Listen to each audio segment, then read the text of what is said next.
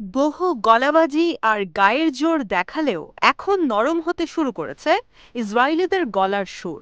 হামাসের শেষ না দেখে থামবে না বললেও এখন এই পরিস্থিতি থেকে বের হওয়ার সম্মানজনক রাস্তা খুঁজছে ইসরায়েল। দেশের ভেতরেই বইতে শুরু করেছে সমালোচনার ঝড়। সবচেয়ে বেশি চাপে রেখেছে মিডিয়াগুলো। এরকম সময় একের পর এক প্রকাশ পেতে শুরু করেছে সেনাবাহিনীর বিভিন্ন ব্যর্থতার কথা।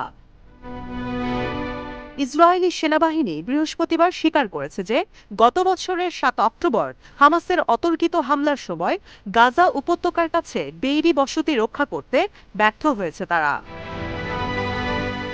এক বিবৃতিতে ইসরায়েলি সেনাবাহিনী বলেছে, একটি তদন্তে জানা গেছে যে সেনাবাহিনী সেদিনের অনুপ্রবেশের জন্য মোটেও প্রস্তুত ছিল না।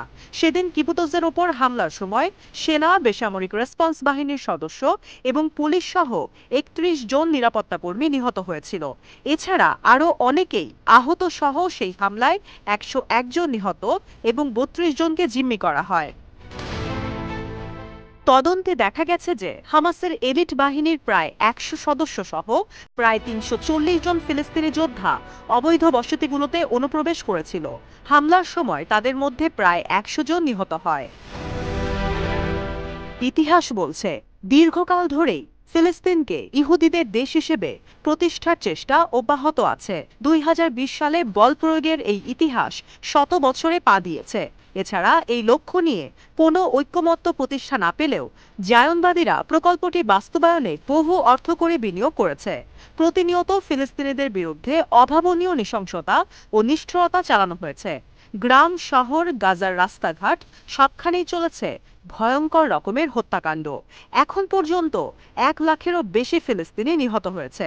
আহত, মানসিকভাবে বিধ্বস্ত ফিলিস্তিনবাসীর সংখ্যা এত বেশি যে প্রতিটি পরিবারে কোনো না কোনোভাবে একজন শিশু, নারী বা পুরুষ এই বিপর্যয়ের শিকার। জাতি হিসেবে ফিলিস্তিনিরা তাদের মানব সম্পদ, অর্থনীতি ও সংস্কৃতি আরব বিশ্বের সব দিকে ছড়িয়ে দিতে পারত। অথচ এসব সম্ভাবনা ভেঙে চুরমার হয়ে গেছে অনেক আগেই। এসবই হলো গাজায় চলমান ইসরায়েলের গণহত্যা ও পশ্চিম তীরের নারকীয় হত্যাকাণ্ডের পটভূমি।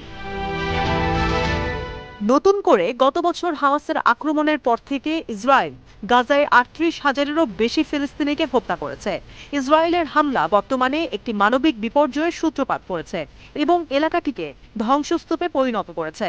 নভেম্বরের সংক্ষিপ্ত যুদ্ধবিরতি থেকে স্থায়ী যুদ্ধবিরতির প্রচেষ্টা এখনো সফল হয়নি।